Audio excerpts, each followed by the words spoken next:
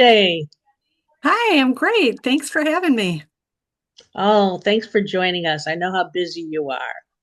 I have Kathy Scheid here.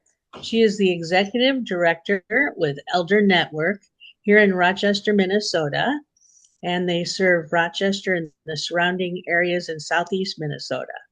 So, if you'd like to give more of an introduction than that, feel free to do so. Sure.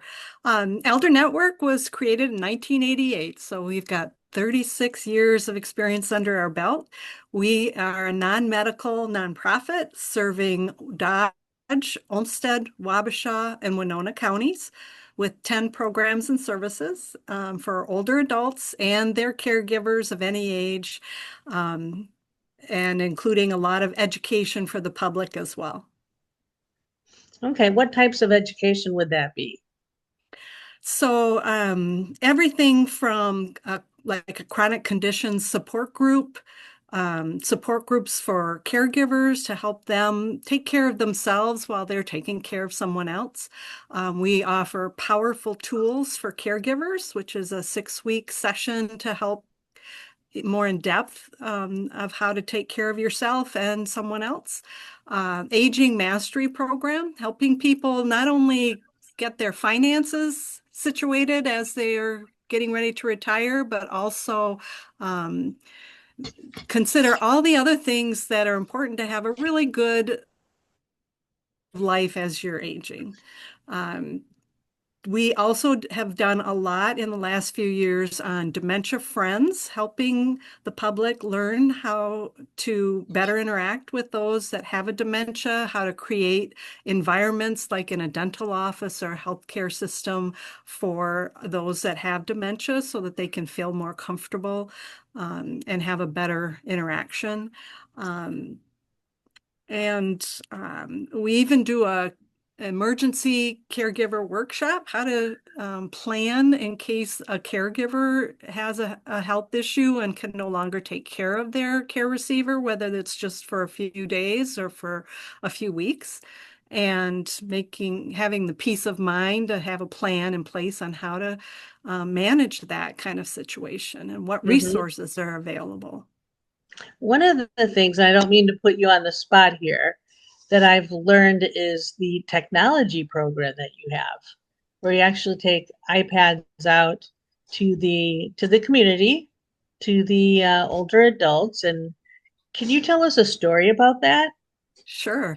I am so proud of that program because we started it, first of all.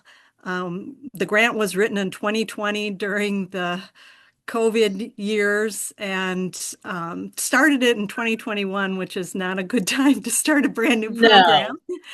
Um, we started with 5 iPads, and the goal of the program is to provide someone with an iPad, Wi-Fi, and a volunteer to help them one-on-one in their home to learn how to do whatever it is they want to do on the internet.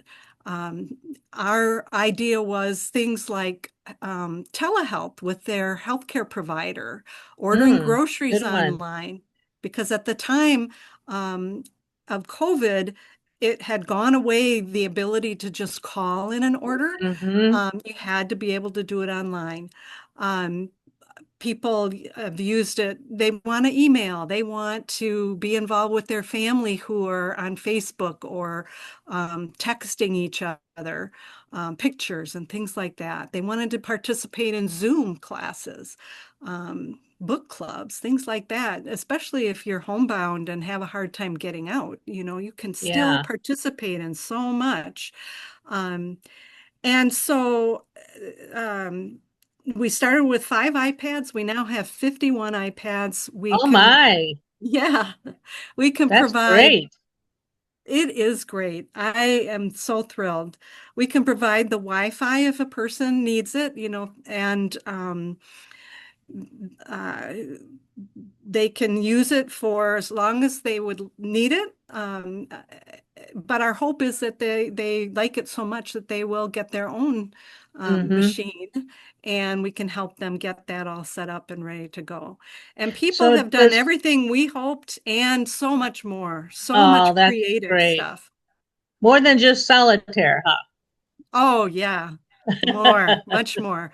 I have one person who we downloaded all of their photos onto the iPad, and they had vision issues, mobility issues, but they could talk. And so we used talk to text so that they could tell stories that related to the pictures. And they went from really not have feeling down to excited every day to get up and work on their Oh, project. And they left this beautiful legacy of um, stories oh, as that's well. wonderful. Yeah, So tell me about some of the other services that Elder Network provides in Rochester and the surrounding communities. sure. In Rochester, we're able to provide a transportation program, which is Oh, that's very low great. cost, and it helps people get to their medical appointments, dental, things like that. And we also can provide a non-medical transportation as well. It's a volunteer-based program, so we're so grateful to all the volunteers who help us get people where they're needing to go. That operates in Olmsted County only.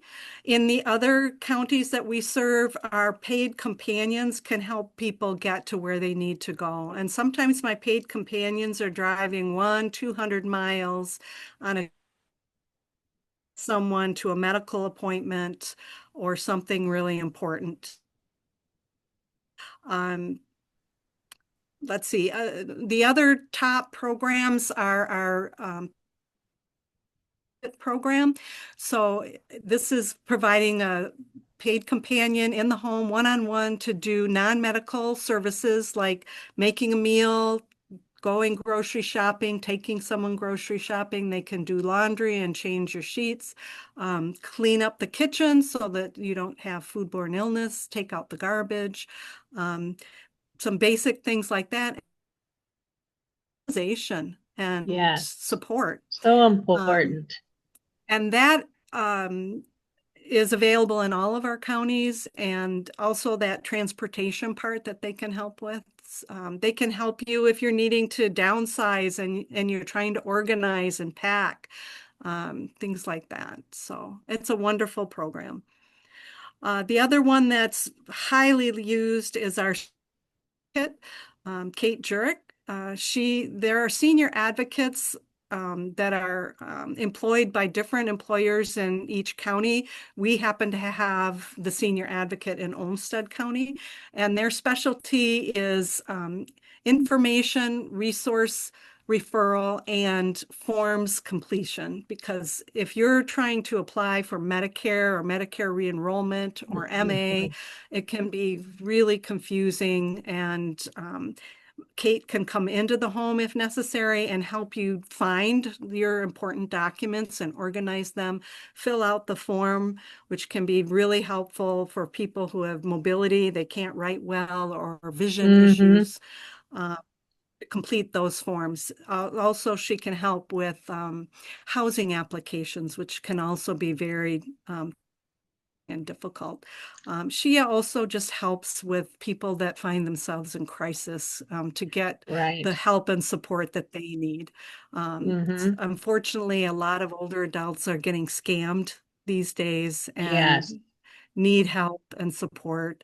Um, and they just, unfortunately, because we're living longer, sometimes we're finding that the Mhm. finances just aren't covering those years that maybe you hadn't anticipated.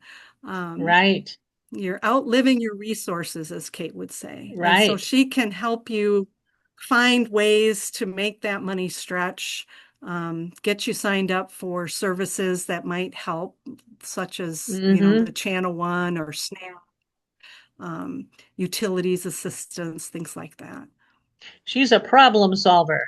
Oh, Kate is a fabulous resource, and all the Oh my senior gosh. advocates. They're an extension of the Area Agency on Aging's senior linkage line, which is Minnesota wide. They're the hands and feet of that call center. I imagine you're always looking for volunteers. We absolutely are. It takes at least 100 volunteers or more to provide the programs and services. We could absolutely not do what we do without all those volunteers. And so I would encourage anyone who has any interest, give us a call. We have something that can meet your scheduling needs and your interests and passions. From friendly visiting one-on-one with an older adult to transportation to working with our iPad program to helping in the office. I have a person who's really skilled at Excel spreadsheets, and she does amazing stuff for us. And that I haven't mentioned. So be a board member. Yes, and I am a board member, and so I love it. I love being able to help out, and it's very rewarding. Is there anything else that you'd like to add? Just that not only do we serve older adults and caregivers, but we are also part of the community to help improve the community as a whole. For instance, we sit on a falls prevention coalition to help address falls, which is the biggest accident that happens for older adults in their homes is Yes, falling. And falling, one fall, two falls can lead to just a vicious cycle of things that prevent you from having that quality of life in the home. Um, so a whole group of us work really hard to help people um, be aware of things that cause falling and to prevent it. And we collaborate in that way and several other um, or committees and things like that in the community. So we really want to help our whole community age well. right.